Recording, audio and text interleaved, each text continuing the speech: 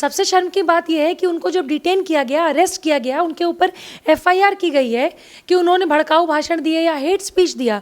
उस मंच पे जब अश्विनी उपाध्याय जी ने इन सारे कानून की बात की, जब उन्होंने रोहिंग्याज मुसलमानों की बात की, जब उन्होंने यूनिफॉर्म सिविल कोड की बात की, समान शिक्षा की बात की, एक भी लाइन अगर दिल्ली पुलिस जिस समय वो 2 घंटे थे को मंच पे, अगर अश्विनी उपाध्याय जी की एक भी लाइन ऐसी हो जो हेट स्पीच के अंतर्गत आती हो, आप उनको जेल में डाल दीजिए, हम उनके साथ नहीं खड़े होंगे। अगर आप देश में उसी जंतर मंतर पे प्रधानमंत्री को गाली देते हैं, संवैधानिक पोस्ट पे बैठे हुए किसी बड़े देश के नेता जिम्मेदार व्यक्ति का नाम ले लेके गाली देते हैं, किसान आंदोलन में जो लोग बार बार आज ये कह रहे हैं कि ये पूरा ऑर्गेनाइज अश्विनी उपाध्याय जी ने किया था इसलिए उनको जेल हुई है या इसलिए वो उसके जिम्मेदार हैं, तो भाई सबसे पहले राकेश टिकैत जो डकैत है उसको जेल भेजो। क्योंकि जो 26 जनवरी को हुआ था और जब तिरंगा फेंका गया तो वो किसने ऑर्गेनाइज किया था? राकेश टिकैत ने। लाठियां लेके वहां कौन पहुंचा था? तलवारें लेके वहां कौन पहुंचा था? पुलिस जो एसएचओ थे उनके हाथ को तलवार से काटा किसने था? वार किसने किया था? घाव चोट किसने दी थी? वो सारा ऑर्गेनाइज किसने किया था? राकेश टिकैत ने। आपने राकेश टिकैत को तो जेल में नहीं बैठाया। सीएनआरसी के टाइम पे हिंदुओं तेरी कब्र खुदेगी बोलने वालों को जेल नहीं होती, उनको बेल मिलती है। अश्विनी उपाध्याय को जेल मिलती है। ये सवाल है। आप रोहिंग्या मुसलमानों को बसाते हैं एक संप्रदाय, आप हिंदुओं के खिलाफ बोलते हैं। आपका कोई कुछ नहीं कर सकता, आपका बाल भी बांका नहीं होता। मौलाना साहब की तरह भाग नहीं रहे। अरे वो सुप्रीम कोर्ट के बहुत बड़े लॉयर हैं। हैसियत नहीं है लोगों की सुप्रीम कोर्ट के, इतने बड़े हैसियत के लोगों के सामने, अश्विनी उपाध्याय के सामने खड़े होने की लोगों की, वो आज अश्विनी उपाध्याय के लिए उल्टा सीधा बोल रहे हैं। डासना के जो मंदिर के पुजारी हैं, स्वामी जी के पास आपको पता है बहुत सारी धमकियां आती हैं, बहुत सारी चीज़ें पहले होती हैं। उनके एक सहयोगी उनके ऊपर ब्लेड से, शायद जहाँ तक मुझे पता है, शायद उससे गोद के उनको घायल किया गया है। हो सकता है कि जिन्होंने किया है उनको ये लग रहा हो कि इसमें मुख्य स्वामी जी सो रहे हो सकता है उनको मारने की साजिश हो, लेकिन वहाँ कोई और सोया था। तो कहीं ना कहीं ये बहुत बड़ी साजिश है। और वो सारे लोग जो भारत तेरे टुकड़े होंगे वाले, जो देश का टुकड़ा टुकड़ा गैंग है, जो सीएनआरसी में सड़कों पे था, जो शाहीन बाग में सड़कों पे था, वो सारी गैंग वही है जो सक्रिय होकर काम कर रही है। नमस्कार, हमारे साथ मौजूद हैं मैम प्रीति पांडे जी। उनसे हम ये बात करेंगे कि जिस तरीके से जंतर मंतर पर जो प्रकरण हुआ है और वहाँ पर अश्विनी उपाध्याय सहित 6 उन लोगों को गिरफ्तार किया है जिनका उस भड़काऊ बयान से कोई ताल्लुक नहीं था। देखिए 8 तारीख को मैं खुद वहाँ मौजूद थी। मुझे लगता है मैं 10 बजे के करीब वहाँ पे गई होंगी। मैं उस कार्यक्रम का हिस्सा थी, इनवाइट थी गेस्ट के तौर पे। और करीब 12 सवा 12 बजे हल्की सी बारिश शुरू हुई तो सारे लोग वहाँ से निकल गए। ये सारी चीज़ें सीसीटीवी कैमरे में ज़रूर हैं। एक चीज़ मैं आपको ये बात कहूँगी कि जो अश्विनी उपाध्याय जी हैं उनको किसी परिचय की ज़रूरत नहीं है, लेकिन क्यों ऐसा है कि जो लोग भारत तेरे टुकड़े होंगे कहते हैं वो बेल पे बाहर रहते हैं, और जो भारत माता की जय कहता है इस देश में उसको जेल हो जाती है। मतलब उनको बहुत समय तक, मतलब कल रात से लेके बहुत घंटे, आई थिंक 12-13 घंटे तक पहले डिटेन किया गया जहाँ तक मुझे पता है, और इसके बाद उनके ऊपर उनको अरेस्ट किया गया। पुलिस ने एफआईआर की कॉपी जो है वो अभी तक उनके काउंसिल को नहीं दी है। उनके काउंसिल का नाम है श्री अश्विनी दुबे जी।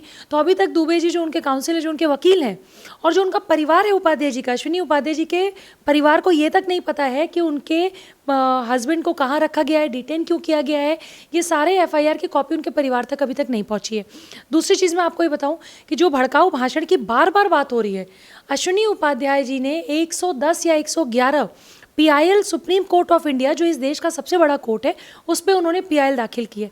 देश के वो सारे महत्वपूर्ण मुद्दे, चाहे वो यूनिफॉर्म सिविल कोड हो, चाहे वो समान शिक्षा का अधिकार हो, चाहे वो हर नागरिक, अगर 130 करोड़ की जनता है तो जो शिक्षा आप पे लागू होगी वही मुझ पे होगी, वही इन पे होगी, वही किसी और पे होगी। यूनिफॉर्म सिविल कोड जैसे जो कोड हैं जो हम लाने की मांग कर रहे हैं, जो इस सरकार ने हमसे वादा भी किया है, तो अगर अश्विनी उपाध्याय जी सेम मांग रखते हैं, और समझ लीजिए कि 200 से ज़्यादा कानून जो अंग्रेज़ों ने बनाए थे, सबसे शर्म की बात यह है कि उनको जब डिटेन किया गया, अरेस्ट किया गया, उनके ऊपर एफआईआर की गई है कि उन्होंने भड़काऊ भाषण दिए या हेट स्पीच दिया। उस मंच पे जब अश्विनी उपाध्याय जी ने इन सारे कानून की बात की, जब उन्होंने रोहिंग्याज मुसलमानों की बात की, जब उन्होंने यूनिफॉर्म सिविल कोड की बात की, समान शिक्षा की बात की, एक भी लाइन अगर दिल्ली पुलिस जिस समय वो 2 घंटे थे को मंच पे, अगर अश्विनी उपाध्याय जी की एक भी लाइन ऐसी हो जो हेट स्पीच के अंतर्गत आती हो, आप उनको जेल में डाल दीजिए, हम उनके साथ नहीं खड़े होंगे। हम क्यों खड़े हैं मैं आपको ये बताती हूँ। जो 2 घंटे वो वहाँ पे थे, वो गेस्ट की तरह गए, मंच पे उन्होंने अपनी बात रखी। अरे भाई, देश को आज़ाद हुए 75 साल हो गए, और देश का जो कानून है वो अंग्रेज़ों का बनाया हुआ है। क्यों?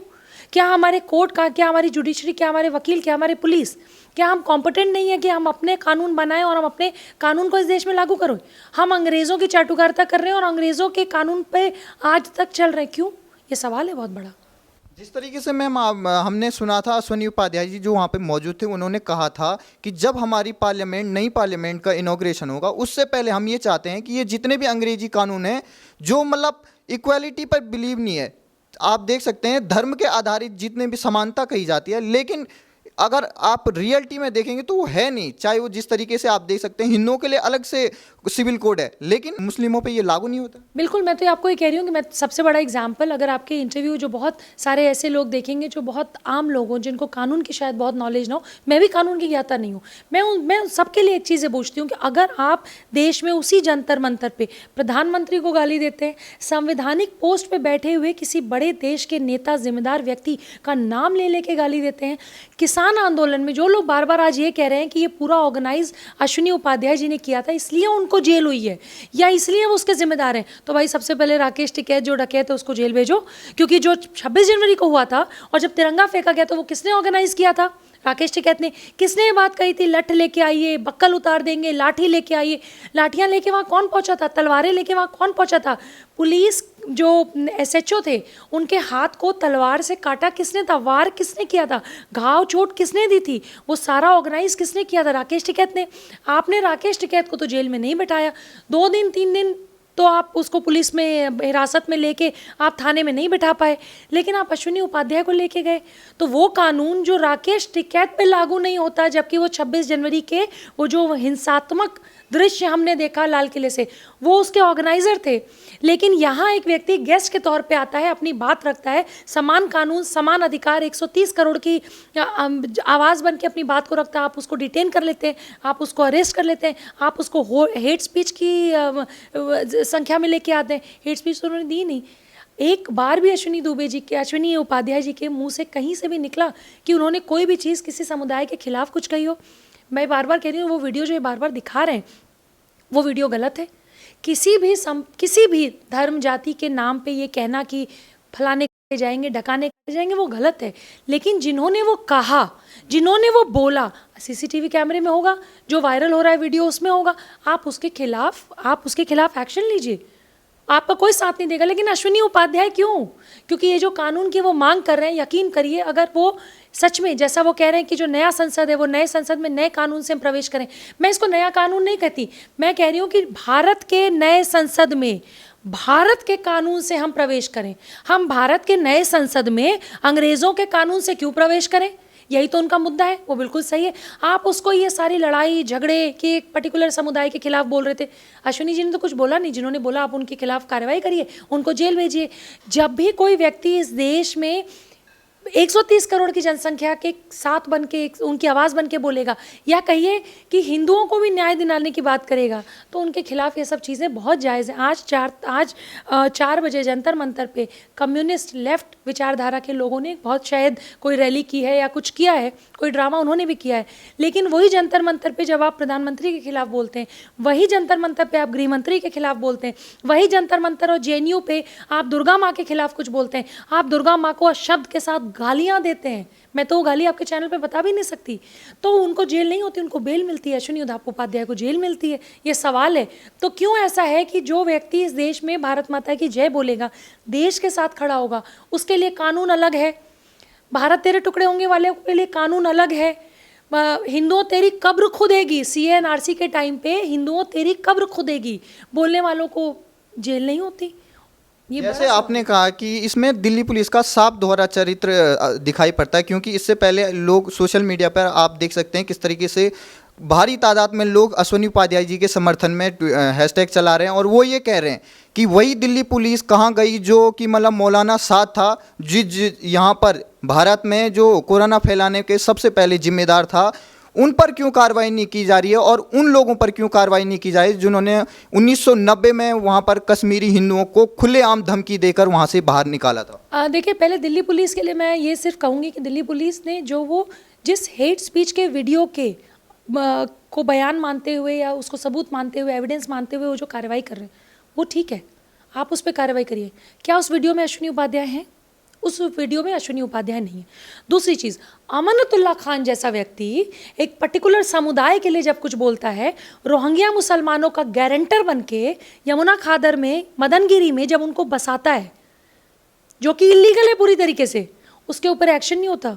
वो सिटिंग विधायक हैं अभी भी, वो ओखला के विधायक अभी भी हैं।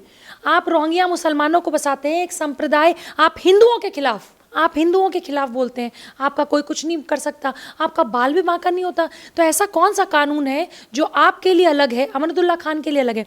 दिल्ली पुलिस उनको ना डिटेन करती है, ना अरेस्ट करती है, ना कोई सीरियस चार्ज लगाती है, ना हेट स्पीच के दायरे में लेके आती है। वही दिल्ली पुलिस जो आपने कहा कि मौलाना साद को नहीं पकड़ पाती है। अश्विनी उपाध्याय जी ने तो कल खुद एक लाइव में आके एक इंटरव्यू में ये बात कही कि भाई जो लोग हैं आप इसकी कार्रवाई करिए, जो गलत है आप उसको जेल भेजिए। मौलाना साद की तरफ भाग नहीं रहे। अरे वो सुप्रीम कोर्ट के बहुत बड़े लॉयर हैं, हैसियत नहीं है लोगों की सुप्रीम कोर्ट के इतने बड़े हैसियत के लोगों के सामने, अश्विनी उपाध्याय के सामने खड़े होने की लोगों की, वो आज अश्विनी उपाध्याय के लिए उल्टा सीधा बोल रहे हैं। ये बहुत बड़ी बात है। दिल्ली पुलिस को मैं बस ज़रूर कहेंगे, जो सच है वो आप सामने लेके आइए।